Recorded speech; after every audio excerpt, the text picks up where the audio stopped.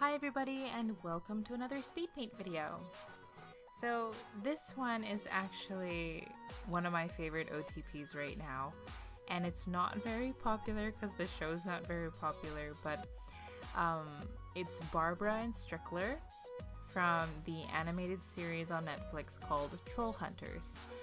If you haven't watched Trollhunters before, I highly recommend it, because the sad part about this is that I can't really talk about like my inspiration for this piece, because in doing so I spoil the show, because the relationship develops throughout like I think the seasons or the parts of the show, and I don't want to spoil that for you. So I'm going to focus on the art, and I'm going to focus on kind of like the major difficulties I experienced while drawing these characters.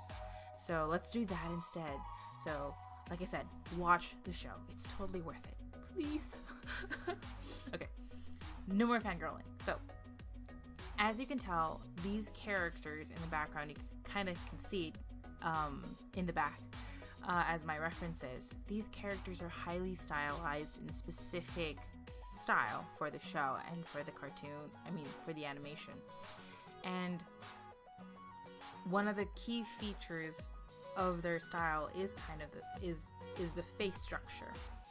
Strickler has a big nose, and like I don't really draw characters with majorly big noses like this, and so because I wanted them to be in this position together, I had to really draw his nose in the best way possible that, one, highlights his features, and two, doesn't get too distracting, because that type of nose, because it's huge, if you haven't noticed, if you do it wrong, it looks bad.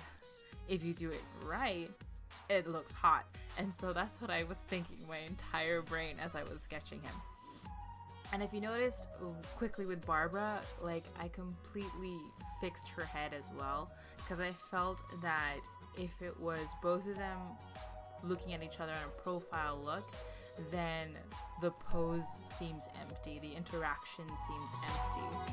And so I decided to tilt her head more so that you can get to see both of her eyes in this case. And the most difficult thing for her as well is because she also has glasses. So drawing the glasses at a profile view is also tricky and can be pretty boring. So I really wanted to show off her face as well, because unlike Strickler, Barbara has this kind of like doll-like face. Her nose is small. She has a long face. She definitely does, but her features are smaller, and she has like these really big eyes. So I really wanted to show that off. So that was kind of like my biggest issue, or my biggest challenge when drawing these two characters. And it was trying to complement the original style, but also trying to do it still in my style. And I think as an artist, when you create fan art, that's kind of like the most like difficult thing to do. But I feel like at this point of the process, I found a wonderful medium. And so I also want to focus on these hands right now. I am so proud of them. You guys have no idea. Hands are a struggle all the time. No matter how good you are, it's always going to be a struggle. And so the fact that her hands just feel natural to me is like a big win. And so yeah, now let's focus on the skin, because I'm trying to like keep up with the recording. So I kind of work with one character at a time when I paint.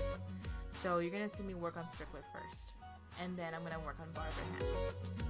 So Strickler, because of his face, right, he is an older gentleman, so I have to recognize that. I did it in the line work, but then I don't want to also overdo it with the shading, so I kind of only focused on specific areas that help like accentuate his cheekbones, his forehead, and especially his nose. I really want, yeah, there we go. I erase a little portion of the blush on his nose so that you can see the nostril, because he has a big nose. It's just a big feature, you know, but it's a good looking feature. One of my favorite parts about Strickler too as a design is his hair. It's like well done, you know, he takes care of himself. As you can tell, I'm kind of like, Strickler is one of my favorite characters. So I'm slightly fangirling in this narration. But yeah, so with this hair, as you can tell, I'm taking the dark part of his hair and the light part of his hair, and I'm letting it bleed into each other. Because hair is not one section and then another section.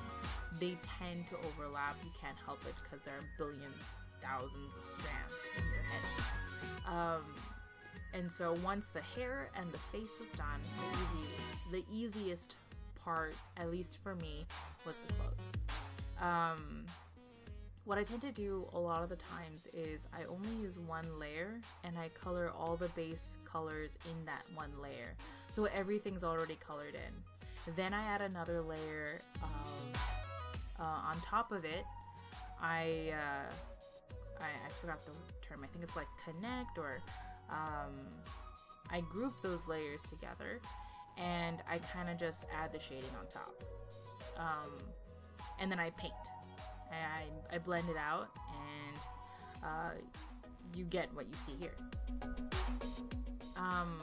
But yeah, as you can tell, now I am working on Barbara. I am really loving the hand here. I am basically trying to make sure that I add details in the shading, but not too much that makes it look like she has old granny hands. And so, same process as before, put down the base layer, then layers of like for the shading areas, and then blush, her eyes.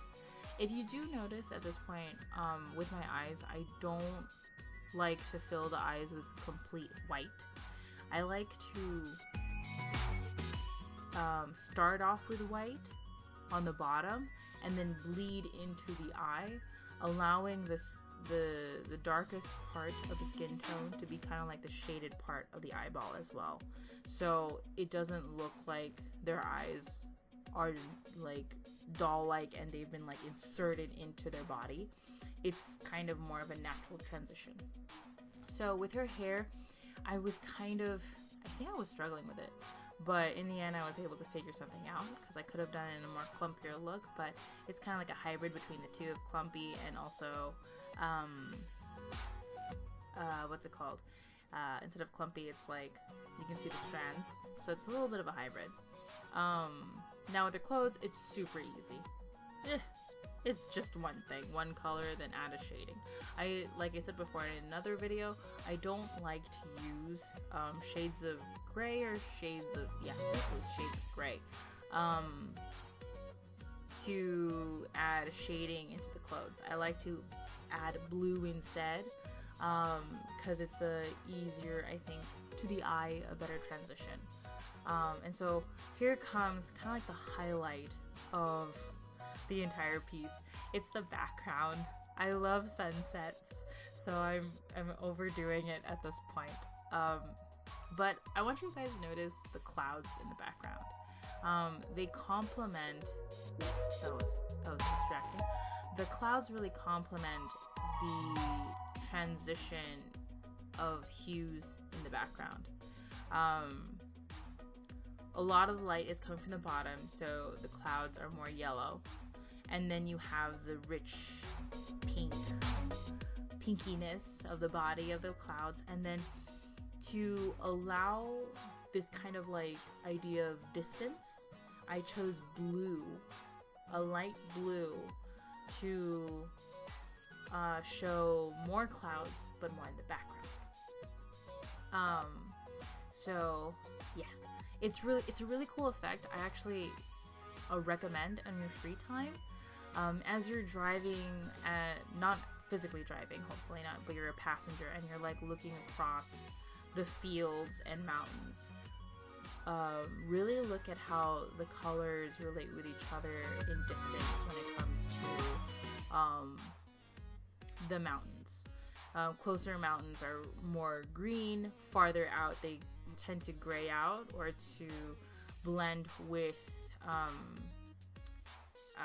either a blue or whatever is the tone color of the day. So yeah, pay attention to that. I learn a lot from life. I don't take lessons, I don't take classes, so I kind of just observe what I see in life and I apply it to my work. But yeah, so we're getting to a close of this illustration of this picture. This actually was created for Anime Expo. It was sold a couple of times, which made me really happy because I found some Trollhunter fans. But yeah, it's super cute. I really love it, and I know if people don't really like it or don't even know it, I know they looked at it just because of the colors, and that is already a huge compliment for me. But that's basically it. My popcorn flowers at the end to add some nature to this. But yeah, I'm really happy how it looks. Thank you guys so much for watching, and please like and subscribe to see more. So yeah, so bye!